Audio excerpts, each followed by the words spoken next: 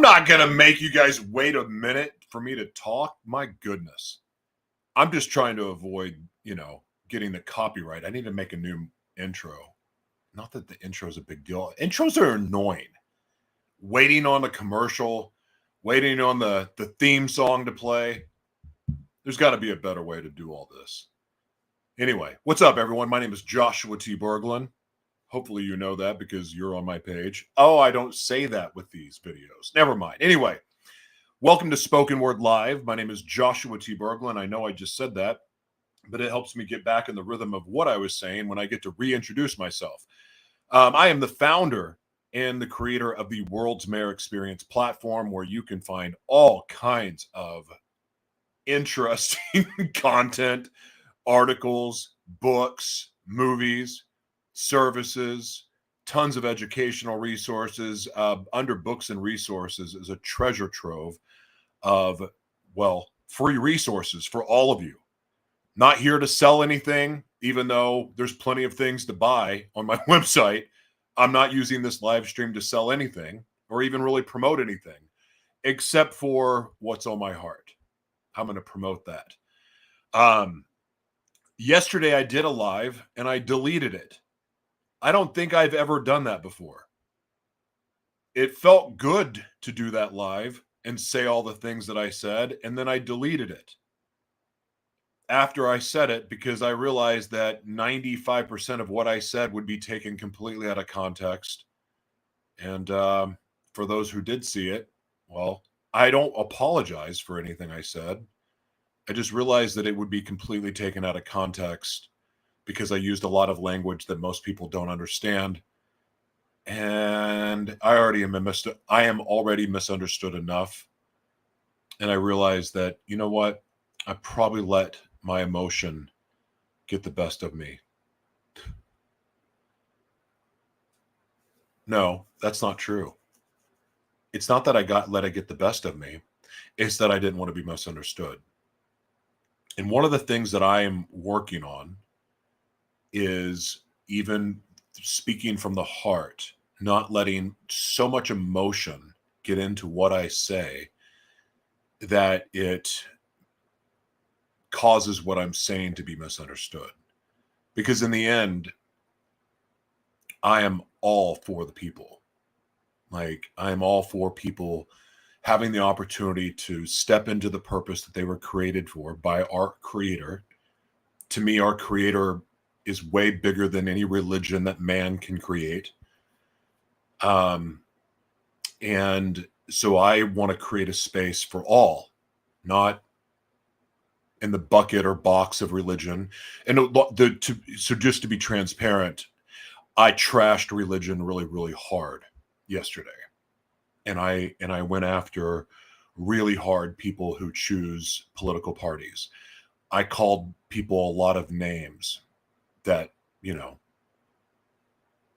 lot of names. I said, I did a name calling, nothing major, nothing offensive. But I basically called anyone that was choosing to put themselves in a box, a man-made box, an idiot, for lack of better words. That's sugarcoating a little bit of what I said. But yeah, I kind of spent 40 minutes going off on everybody that was choosing to put themselves in a box to separate them from really their true identity. So while some would have understood it and got the message and felt the heart behind it, I think most of the world would have taken offense and thought that I was some kind of, crazy person that wanted to see everyone die. And that's not the truth at all. I want to see people live. I want to see people die to themselves and quit being selfish and narcissistic. And again, I believe we all have a little bit of narcissism in us, but the more empathy we have in our life, the further away from narcissism we get. And obviously I spent a lot of time on that in a different episode, and that was even taken out of context. And people don't like being called narcissist, especially narcissist. But I still stand by the statement. I think we're all narcissists until we learn empathy and we exercise empathy. And the more empathetic we become, the further from a narcissist we become. And some of us are able to heal are able to do the work to become more empathetic. And now that I'm on this subject of empathy, and who knows where this word's going to go. I don't know if empathy is even in this, but I mean, learning empathy was a journey for me, because right when I surrendered my life, over 10 years ago now, I wasn't empathetic. Like, I didn't feel at least to the level that I do now. But I think that, every time I thought that I was learning empathy, there was levels to it, kind of like there's levels to truth. But one of the levels to empathy that I was learning, it took me being around and involved in other people's lives because I, for so long, was isolated in a different way than I spend my life now. But it took me being in relationship with other people, like in my involvement in helping raise children, and being in a different relationship, and I learned empathy in that time, where in other relationships I hadn't. But I was kind of allowed this room to be in my full narcissistic glory. But when my heart changed, because God working on me and working on my heart, that started to change. And so I was able to start showing up in relationships differently, but at the same time realizing that I had so much to learn. And then after leaving that relationship, really getting to see more areas that I get to work on myself. But part of learning the empathy that I needed to learn was having to learn how to be hurt. Because I've never been hurt before without retaliating in some way of like, well, you hurt me, I'm going to hurt you way worse. Like, learning to be hurt and not hurt back was a big step in my empathetic journey, or learning empathy journey. I don't know what the proper term for that is, but I think you get my point. Like, I needed to be heartbroken.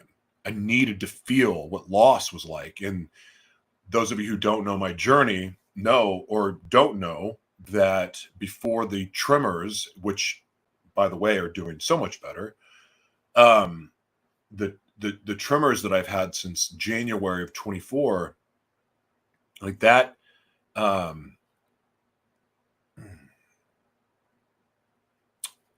wow, just my brain just skipped out. That's really embarrassing, especially when you do that live on video. Oh, I know what I was saying. Sorry. Maybe. So the thing that I had dissociative identity disorder before the Tremors started. And with DID, I would disassociate every time I was sad, every time I was angry, every time I was horny, every time I was super happy. Like, I couldn't get too euphoric because I would disassociate. So anytime I would feel or start to feel pain or something that was unsettling, I would disassociate. So I never really experienced it. I never really experienced the side effects or the consequences of the pain that I would cause others. Have you ever been in a situation or a relationship with somebody and they hurt you? They hurt you. And then you get upset and you maybe break up or ask for distance or you ask for space, something like that. But then that person that hurt you does everything to get you back. Oh, I'll do anything. I'll do anything. I'll go to counseling. I'll go to church with you. I'll do Bible study with you. I'll pray with you. I'll bathe. I'll shave your back hair, whatever. Anyway, like, the person does love bombs you to death, apologizes you to death. And you go, okay, all right, okay, I forgive you, and then take you back, and everything's better. But then that person that hurt you, the minute the person that was hurt starts to go, maybe shows a lack of trust or maybe they're not feeling so safe like they used to. But then that person that hurts you then attacks you because you might have a little bit of doubt or you're questioning.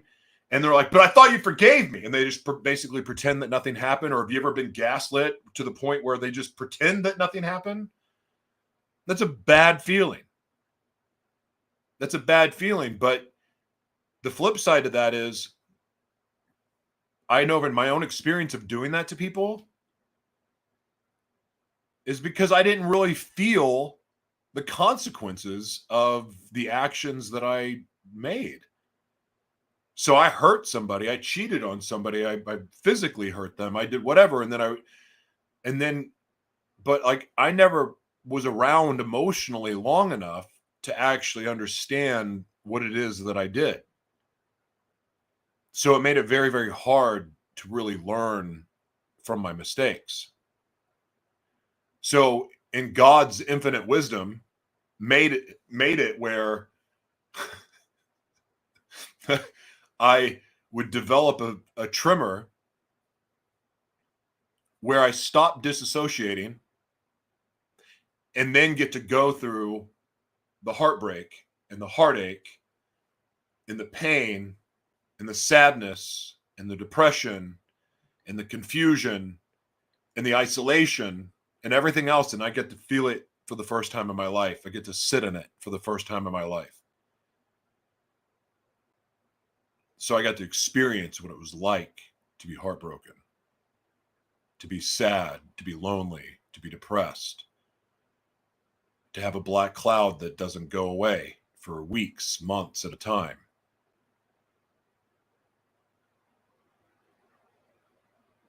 I hated it. I hated it. I hated it so much. Yet at the same time, now looking back at it, this capacity that I have to love now,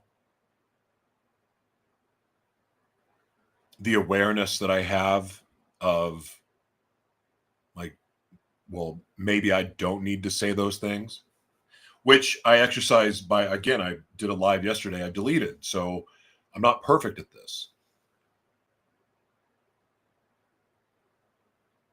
But my desire, like in that time of not disassociating well and being in isolation with the tremors that I was having,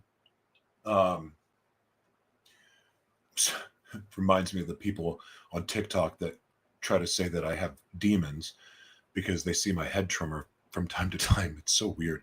I just lost my train of thought. Squirrel.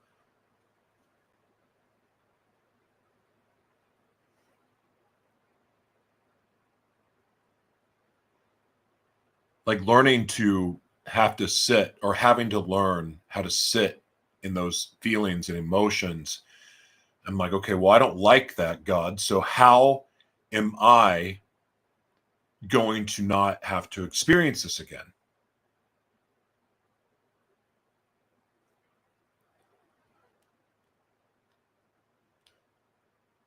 And so I had to start asking myself questions.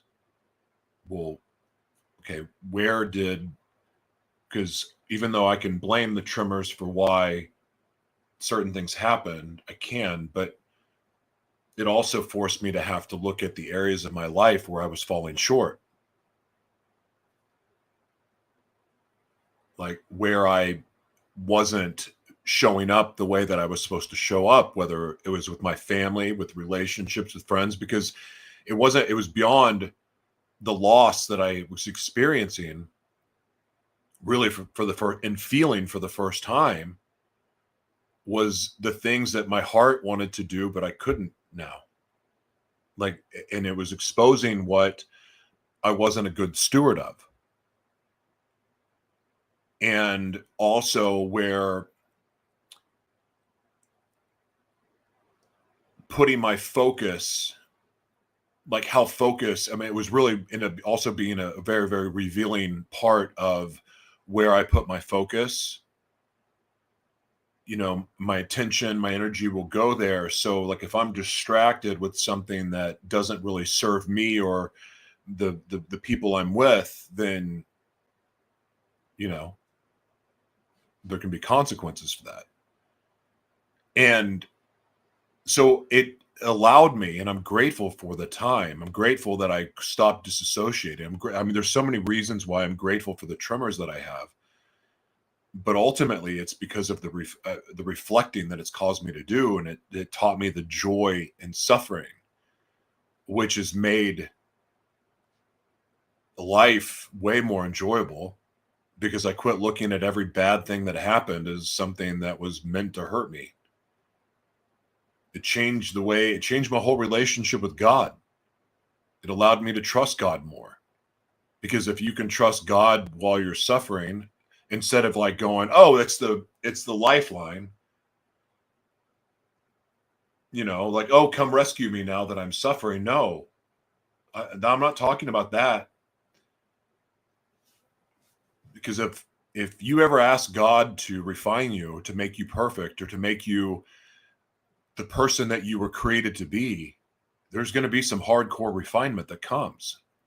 Because I believe that if you ask God for that prayer, if you pray that prayer, create me, turn,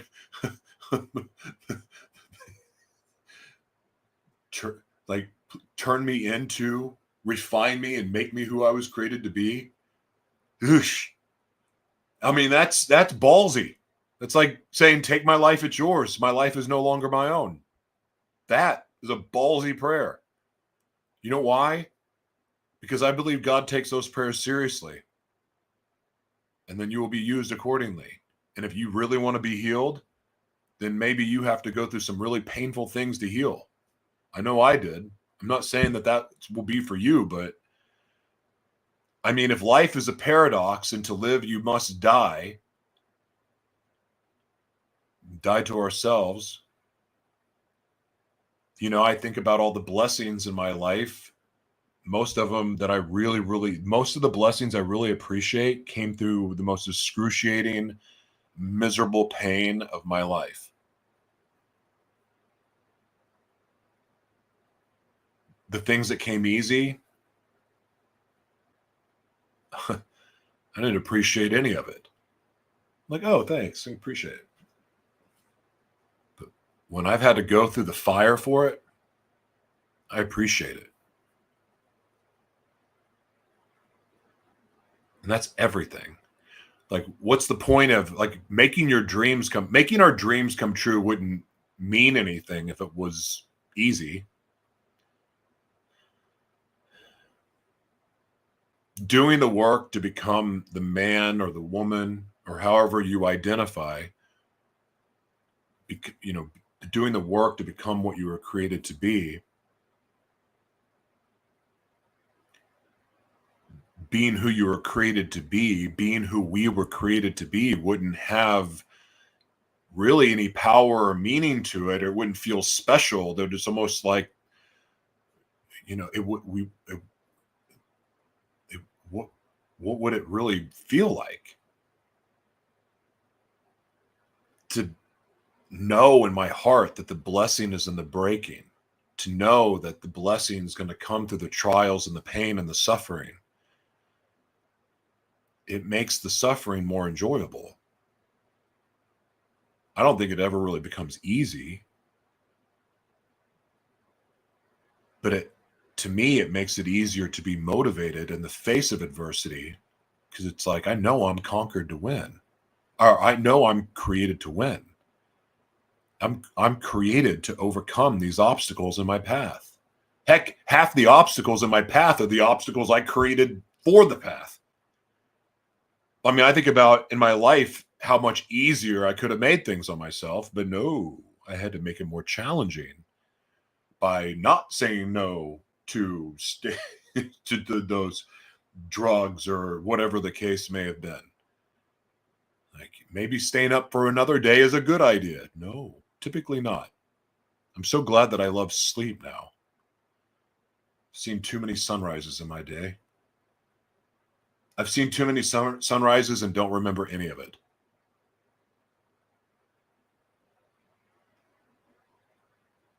I'm grateful for hardship. I'm grateful for suffering. I'm grateful for all of the failed relationships that I've had. And while I wish that I could have figured out things sooner because there would have been a lot less people hurt,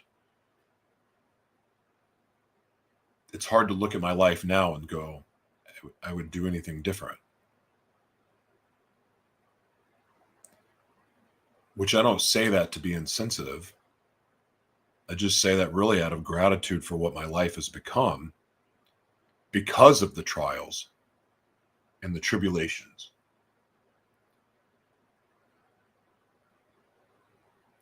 You know, one of my favorite things that I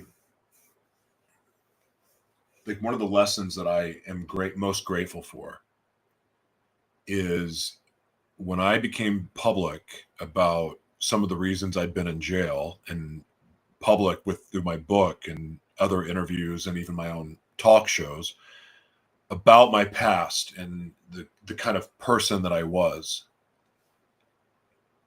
And I became fully transparent and I quit hiding it.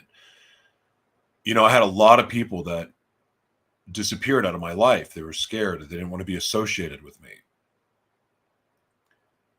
But over the years, like through doing my talk shows and getting to interview hundreds of different women and other men that had gone through similar things, or like I would be interviewing a woman and she's sharing a story. This is what I'm grateful for. The stories that I was hearing from women that just as easily could have been one of my exes. Hearing those stories of how the cheating, the abuse, the gaslighting, the lying, the deception, hearing how that affected them.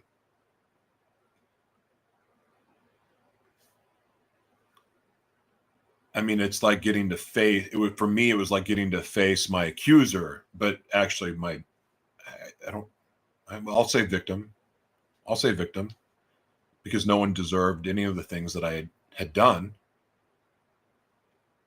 But getting to hear hundreds and hundreds of different women, and I say hundreds because I've done that many interviews, to hear their stories had an impact on me. I think it contributed to helping me become a good father, but ultimately aided in my rehabilitation to become a more empathetic person, to not want to cause anyone that kind of pain again. But then also having then learned what it felt like on my own end to experience that was transformative, because it inspired me to start showing up better, not just for other people, but then eventually what has become my girlfriend. But also it's more than that. It's with friends, it's with family, strangers.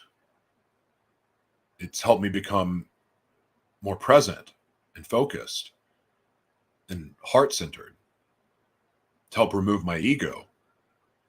I'm grateful for that. All right, let's draw the word. I may have to change the name of the show if I just keep talking for 20 minutes before I do the word. I can't see the chat, by the way. Still can't. What's the last word of the week going to be? Trauma. It's like magic. I'm telling you, drawing these words.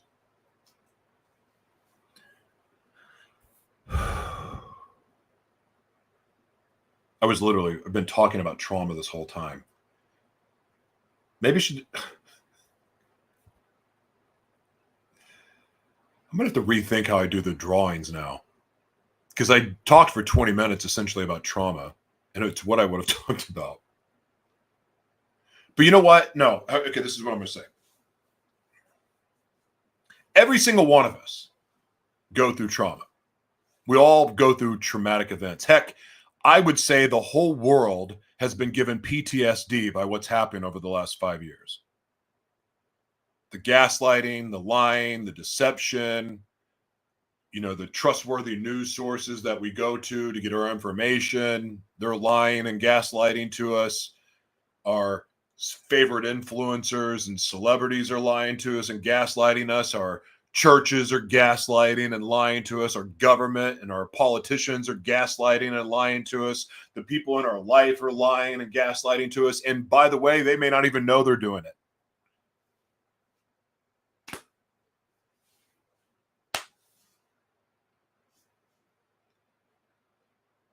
That's how bad the trauma's gotten. We have all been affected by it in some way. Our children have been traumatized. What they've grown up in, the world that they've grown up in, the world that they've seen. We're traumatizing each other. I mean, think about the families that were separated over body autonomy. I knew I was going to say that word wrong. I'm going to embarrass myself if I try to publicly say it. Not public, if I try to work out the spelling. Autonomy? Autonomous? Have mercy. Just say the word. Body autonomy. Autonomy. So autonomous. Basically, people that chose to do the jab and those who wouldn't do it, families fighting over that and separating, people fighting over the political party. How many of y'all got hoodwinked there? Not only did they prop up a guy that was half dead and put out 6 different versions of him for the public to see, and somehow no one noticed that he looked different and was probably a clone and a body double. And oh, by the way, the current guy in office has probably got about 4 or 5 different versions of him too. And yet, and he runs on, oh, Epstein, we're going to release the files and blah, blah, blah. And then no, now everyone,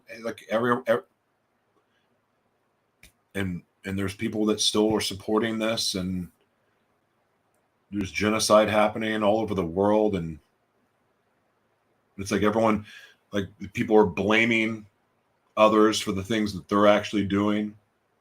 It's such a mind F. Like, we're all traumatized.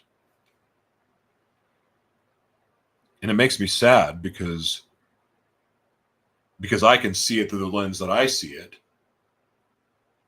I'm watching people fight, and it's like and they're fighting each other, but they don't see the strings attached to them. Like the mariachi, is it mariachi? The puppeteer? The puppeteers are making people hate each other because of using the media as a weapon.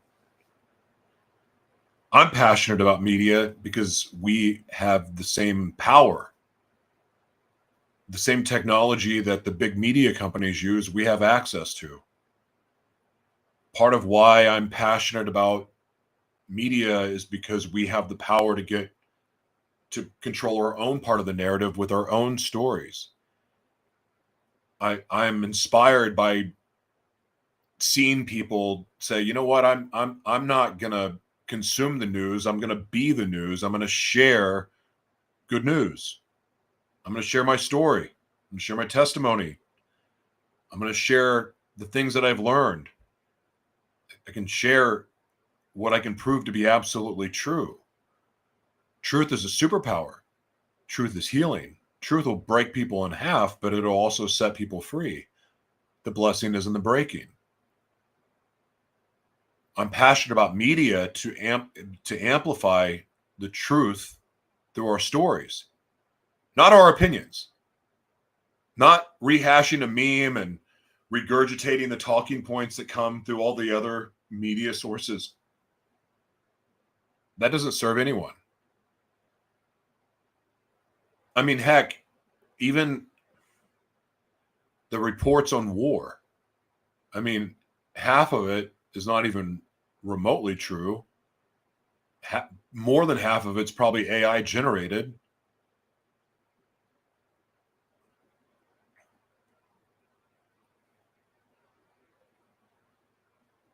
I mean, I have the gift of seeing, right? And I'm not flexing on my gifts because everyone has gifts.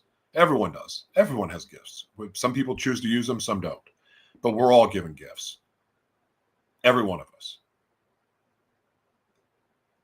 But what good does it, like, I love having the gift of vision and being able to see, but I mean, I think about the last few years, I've been trying to tell people about what's to come. And to be honest, it hasn't really done anything, even though what I've said was going to come has happened and happening. The very things I got kicked off the internet for are happening. Nothing's been different. But what did it do? Nothing. Me telling people the future, how to prepare for it, really meant nothing in the grand scheme of things. Wrote multiple books on it. Sure, it's going to come into benefit for people, and it has come into benefit for people, but as far as impact, if you talk about trauma, it's been traumatizing how little impact it's had. It's helped me. It's helped the students that I've had. But as far as the impact that I have set out to make, telling the future hasn't had any impact because very few people actually took committed action. It doesn't devalue what it is that I'm teaching. It just means that what matters is today. Like, talking about the future is one thing, but none of us are God. So let's talk about the present moment. What's true now? What's real now? What's on my heart now? What's on your heart now? These are the stories that people need to hear. Opinions are just dirty buttholes. I'm not going to expand on that. Probably shouldn't have even said that. The only way to heal from the trauma that we've all been going through is to tell the truth.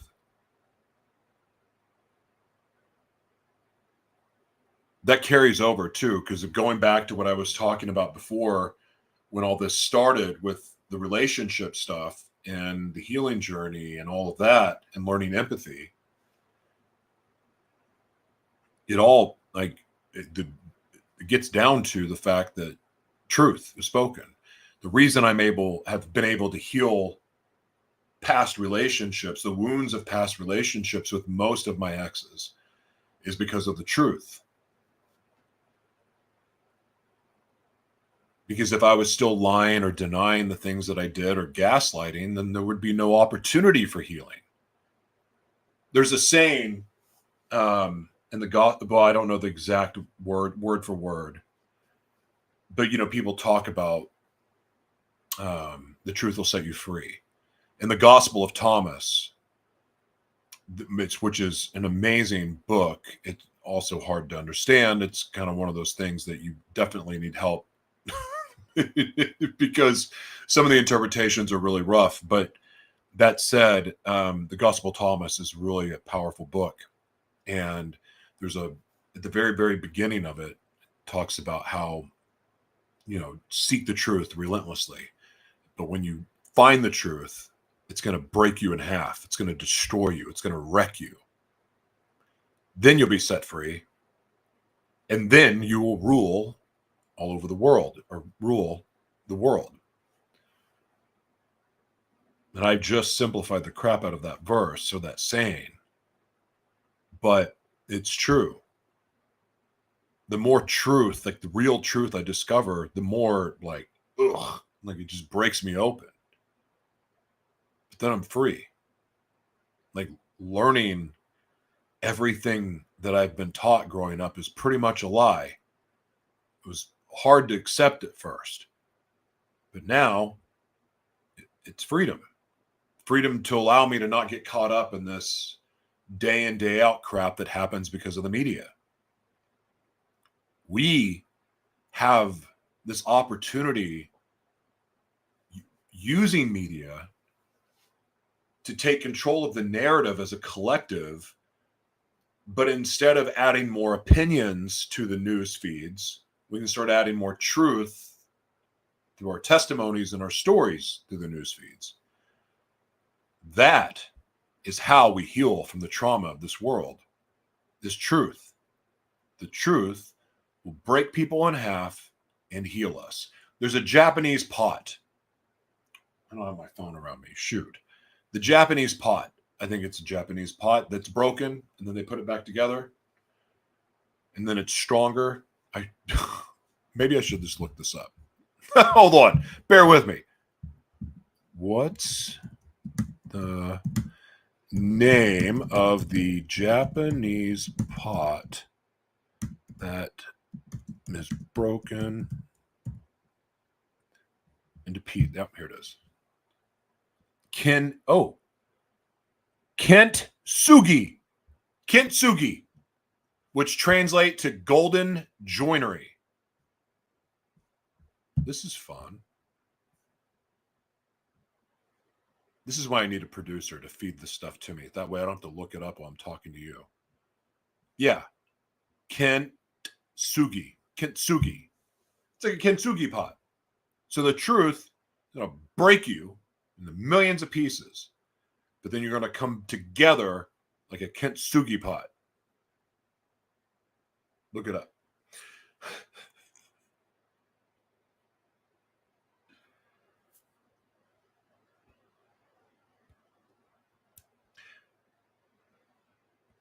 Being broken is not a bad thing. A lot of people I hear are like, I'm broken. I guess there's different types of being broken. Because there's the type of broken of, I'm going to stay broken. And then there's the broken of kintsugi. Be kintsugi broken. It's what I love about having a personal relationship with God, is that all the things that were broken inside of me got to heal and come back stronger, to be pieced back together stronger. And that doesn't happen without truth, and that doesn't happen without empathy. And as painful as all of those lessons to learn as an adult were and have been, it's also been what's led to me having the happiest moments of my life and experiencing love again, like a real pure love, without attachment,